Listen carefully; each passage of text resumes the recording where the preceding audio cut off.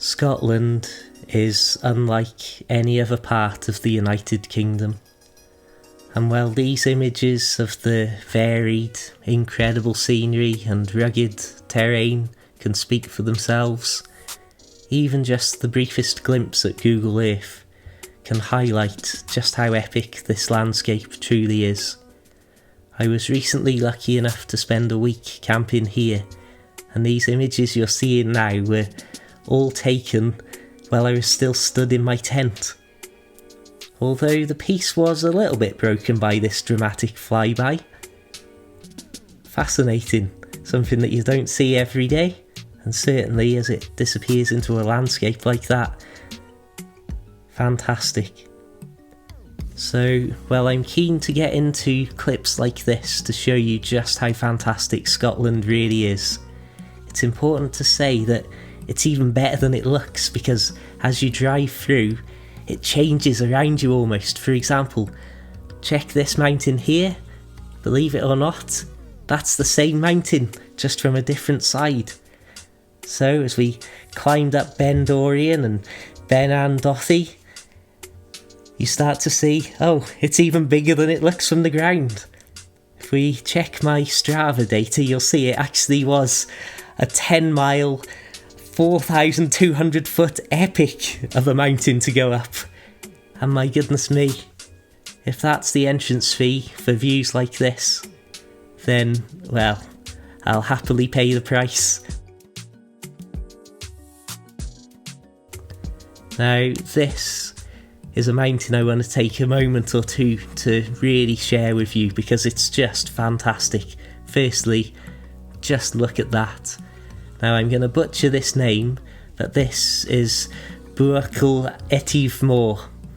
And again, if we look at Google Maps, we can see the 3D image that shows just how much more mountain there is than meets the eye from the roadside.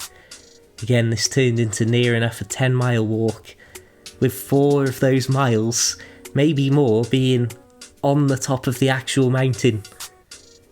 So what's it like to head up places like this? Well, as you can probably tell, it's fantastic. It's hard going, and I certainly knew once we were at the top that I'd walk there. But when you stop in every so many minutes to take a break and drink in surroundings like this, I mean, maybe it's just my romantic old soul, but it's hard not to love this, and it's hard not to want to keep climbing. What an absolutely beautiful place to be.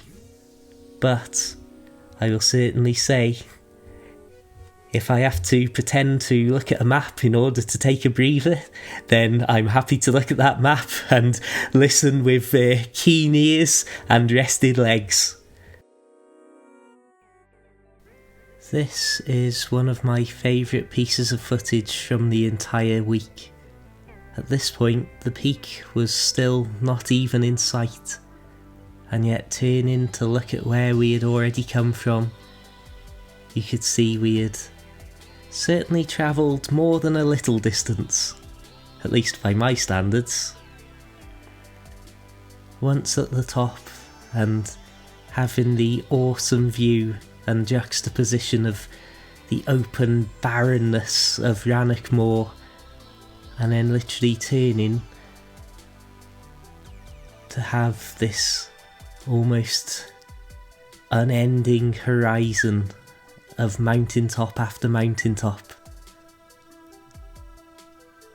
Absolutely stunning, and once again, well worth the price of admission in the sweat and blisters on my feet. I'd like to zoom in here just to show you that horizon. Extra points for anybody who recognises Ben Nevis. What a fantastic place to be. Now, it may well spoil things if I show my ugly mug, but please let me have one touristy moment in this video. Here you can see, as we were walking from one end of the mountain to the other, just how much distance there actually was between the 2 points. And from that far side, a completely different view again. This one almost taken straight out of a tourism brochure. Absolutely breathtaking.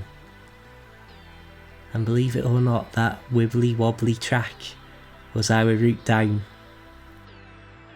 This would not be the first or last time during our week that we would be gaining or losing over 1,000 foot of elevation in less than a mile's distance. For a real perspective on how big that mountain that we've just climbed was, this is what it looks like from the opposite mountain.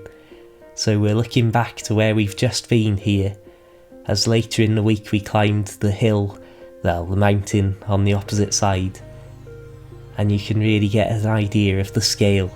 It's a long way back from that initial sight of the rocky mountain front from the road. And looking at our descent path from here, I can't actually see the track along that top part. Definitely an experience that will stay with me for a very long time. For a completely different change of pace scenery wise, I'd like to share with you some scenes from Oban, an absolutely wonderful little town, with the harbour and the ferries operating to all of the myriad of islands around Scotland.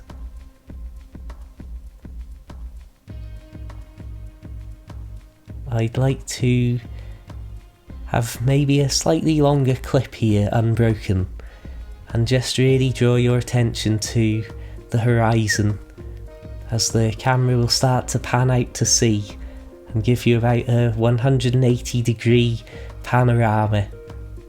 And just consider those mountains there are starting literally from sea level in some cases, which seems to make them all the more formidable.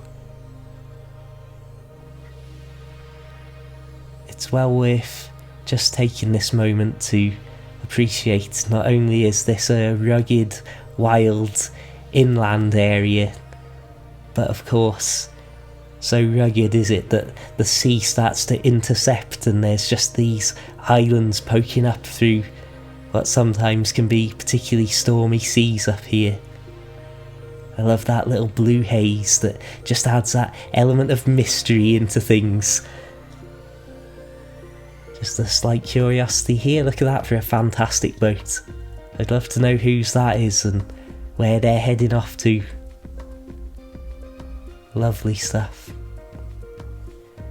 So my friends, when I originally recorded and put this video together, it was over 20 minutes long, and it was actually more of a straight up vlog style video of me talking about doing the different mountains day after day.